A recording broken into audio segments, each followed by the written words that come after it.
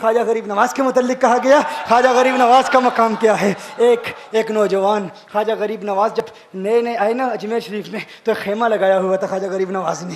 خیمے میں خواجہ غریب نواز عصر سے لے کر مغرب کے وقت تک روتے رہتے تھے. ایک ہی کام کرتے تھے, عصر سے لے کر مغرب تک گریہ وزاری کرتے تھے, روتے تھے. ایک نوجوان اجمیر سے باہر گیا ہوا تھا پڑھنے کے لیے, کچھ عرصے کے بعد واپس آیا اور اس خیمے کے قریب سے گزر ہوا اور گزرا تو رونے کی آواز آئی. فوراً دیکھتا ہے کہ خواجہ غریب نواز رو رہے ہیں, ابھی غیر مسلم ہے, اسلام قبول نہیں کیا. فوراً گھر جاتا ہے, ماں سے پوچھتا ہے, ماں یہ مسلمانوں کا گرو کیوں روتا ہے, مسلمانوں کا بابا کیوں روتا ہے؟ میں ہر روز گزرتا ہوں, عصر سے مغرب کے مابین جو وقت ہے یہ روتا ہے. ماں نے کہا جاؤ اس سے پوچھ لو کیوں روتا ہے. وہ نوجوان خواجہ غریب نواز کے خیمے کے اندر آیا, کہا بابا میں ہر روز یہاں سے گزرتا ہوں, آپ کے رونے کی آواز آتی ہے, بتائیے آپ کیوں روتے ہیں؟ کہا جاننا چاہتے ہو میں کیوں روتا ہوں؟ میں نے ایک مدت اپنے مرشد کے ساتھ گزاری ہے, مرشد کی خدمت میں گزاری ہے, مجھے اپنے پیر کی یاد رلاتی ہے, پیر کی یاد رلاتی ہے. میں عصر سے مغرب کے وقت تک اپنے مرشد کی یاد میں روتا رہتا ہوں. اس نوجوان نے کہا اچھا میں نے تو سنا تھا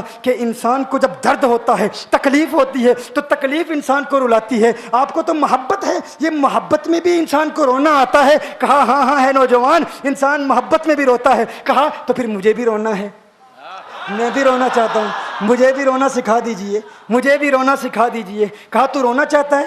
رونا چاہتا ہوں. کہا ٹھیک ہے, دو شرطیں ہیں, مسلمان ہو جا اور میرا مرید ہو جا. اس نے کہا میں ماں سے اجازت طلب کروں گا.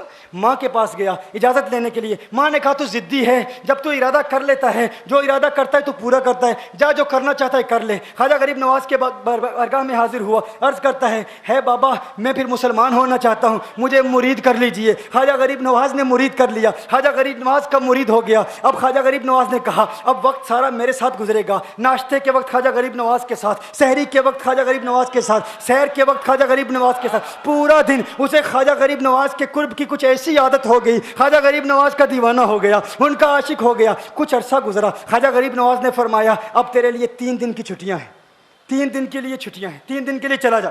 اس نے کہا مسئلہ ہی کوئی نہیں, ایشو ہی نہیں, پرابلم ہی نہیں, ٹھیک ہے 3 دن کے لیے چلا جاتا ہوں. اب جب 3 دن کے لیے گھر گیا, کہا 3 دن کے لیے تو اب مجھ سے ملاقات نہیں کر سکتا, مجھ سے ملنے کی اجازت نہیں ہے. اس نے کہا ٹھیک ہے نہیں ملوں گا. گھر گیا, جب پہلی رات پہلے دن جب گھر گیا, یہ وہ نوجوان تھا جو 3 روٹیاں کھایا کرتا تھا, آج ایک لقمہ بھی نہیں کھا پایا, ایک لقمہ بھی نہیں کھا پایا. اسے کچھ ہو گیا, کہہ رہا ہے مجھے کچھ ویکیوم سا محسوس ہو رہا ہے, کچھ دل میں کمی سی محسوس ہو رہی ہے. یوں وقت گزرتا گیا, رات کا وقت آیا, آنکھ نہ لگی, سو نہ پایا, مکان کی چھت پر چلا گیا. ماں نے دیکھا بیٹا چھت پر کیوں چلا گیا؟ ماں چھت پر جاتی ہے, بیٹے کیا ہوا؟ کہا پتہ نہیں ماں, پتہ نہیں ماں, میں تو فوراً سو جاتا تھا, آج نیند بھی نہیں آ رہی, آج کھانا بھی نہیں کھا پاتا. ماں تو چلی جا. ماں چلی جاتی ہے. یوں جب سحری کا وقت ہوتا ہے اس کی آنکھوں سے اشکوں کی برسات جاری ہوتی ہے, اس کی آنکھوں سے اشکوں کی برسات جاری ہوتی ہے. وہ رو رہا ہے, اس پر رکت تاری ہے. ماں آتی ہے, بیٹے کیا ہوا؟ کہا ماں مجھے پیار ہو گیا ہے, ماں مجھے محبت ہو گئی ہے,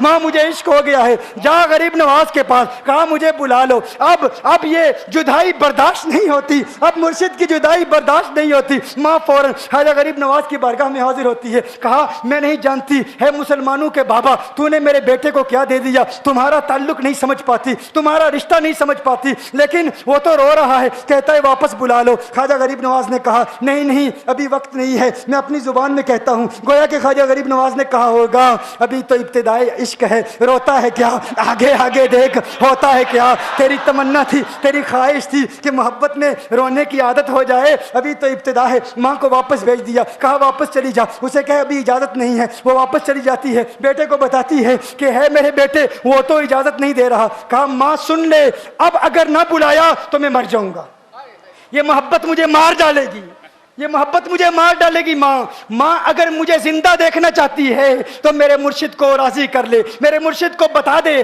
اب یہ جدائی برداشت نہیں کر سکتا. ماں فوراً غریب نواز کی بارگاہ میں حاضر ہوتی ہے. کہا ہے غریب نواز کرم فرمائیے, مجھ ماں کی تمنا ہے, مجھ ماں کی آرزو ہے, وہ مر جائے گا. کہا ماں کی تمنا ہے, تیری بات مانتا ہوں, جا اسے واپس بھیج دے. وہ فوراً بھاگتا ہوا خواجہ غریب نواز کی بارگاہ میں حاضر ہوتا ہے. اس وقت خواجہ غریب نواز اپنے مریدوں کو درس دے رہے ہیں، ایک مجمع لگا ہوا ہے، وہ فوراً خواجہ غریب نواز کے دروازے پر کھڑا ہوتا ہے اور پھر مرید یہ منظر دیکھ رہے ہیں، خواجہ غریب نواز کو دیکھتا ہے، خواجہ غریب نواز اسے دیکھتے ہیں، اور میں نے کہا تھا نا نگاہ مست ملائی تو میں پلا کے اٹھے، جہاں وہ بیٹھ گئے میں قدا بنا کے اٹھے۔ خواجہ غریب نواز نے اس کی آنکھوں سے آنکھیں ملائی اور پوچھا اب پتا چلا محبت میں رونا کیسے آتا ہے، اب پتا چلا۔ اس نے کہا ہے غریب نواز کرم فرمائیے، فوراً غریب نواز کو پکارتا ہوا غریب نواز کے قدموں میں آ گرا، غریب نواز کے قدموں سے لپٹ گیا، غریب نواز سے کہنے لگا اب مجھے رونے کا مزہ آ گیا ہے، اب مریدین اس منظر کو دیکھ رہے ہیں اور حیران ہو رہے ہیں کہ صرف خواجہ غریب نواز کا وہ مرید ہی نہیں رو رہا، سارے مرید رو رہے ہیں، اس پیار کے رشتے کو دیکھ رہے ہیں۔ اور پھر ایک عجیب و غریب منظر، خواجہ غریب نواز نے کہا آج رات تو نے کھانا کھایا تھا؟ کہا نہیں کھایا تھا۔ خواجہ غریب نواز نے فرمایا میں نے بھی نہیں کھایا تھا۔ اس نے پھر خواجہ غریب نواز نے فرمایا آج رات سویا تھا؟ کہا نہیں سویا تھا۔ کہا آنکھ مجھے بھی نہیں لگی، نیند مجھے بھی نہیں آئی۔ یہ منظر سب مرید دیکھ رہے ہیں، وہ مرید بھی رو رہا ہے اور خواجہ غریب نواز کی آنکھوں میں بھی اشکوں کی برسات جاری ہے۔ یہ وہ رونے والوں کا مقام ہے۔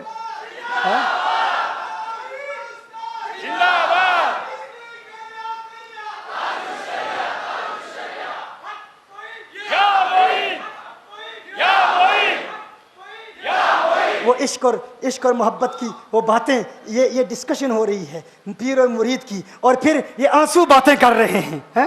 میری داستان حسرت وہ سنا کے روئے، میری داستان حسرت وہ سنا کے روئے، میرے آزمانے والے مجھے آزما کے روئے۔ کوئی ایسا اہل دل ہو کہ فسانہ محبت میں اسے سنا کے روؤں، وہ مجھے سنا کے روئے۔ میں اسے یہ رونے اور ہم رونے پہ آ جائیں تو دریا ہی بہا دیں، یہ چشتیوں کا رونا ہے۔ ہم رونے پہ آ جائیں تو دریا ہی بہا دیں، شبنم کی طرح ہمیں رونا نہیں آتا۔ وہ عشق والے پھر راز وفا کو فاش سرے عام کر دیا، راز وفا کو فاش، یہ چشتیوں کی ایک خاص ایک ملنگوں کی کیفیت ہوتی ہے۔ جب اشک باتیں کرتے ہیں، جب آنسو باتیں کرتے ہیں، وہ عشق کو کنٹرول کرنا چاہتے ہیں، وہ چاہتے ہیں ضبط کریں لیکن ضبط کر نہیں پاتے کیونکہ زبان نہیں بولتی، آنسو بولتے ہیں، اور پھر آنسو کہتے ہیں، آنسو کو دیکھنے والے کہتے ہیں راز وفا کو فاش سرے عام کر دیا، اشکوں کا ہو برا ہمیں بدنام کر دیا، اشکوں کا ہو برا ہمیں بدنام کر، یہ آنسو ہمیں بدنام کر رہے ہیں، یہ اشک ہیں۔ یہ جب اور پھر یہ اشک یہ ڈائریکٹلی براہ راست محسوس ہوتا ہے چہرے پر گر رہے ہیں، گالوں پر، لیکن نہیں، یہ دل کی دنیا آباد کر رہے ہوتے ہیں۔ اللہ ہمیں دل کی دنیا آباد کرنے کی توفیق عطا فرمائے۔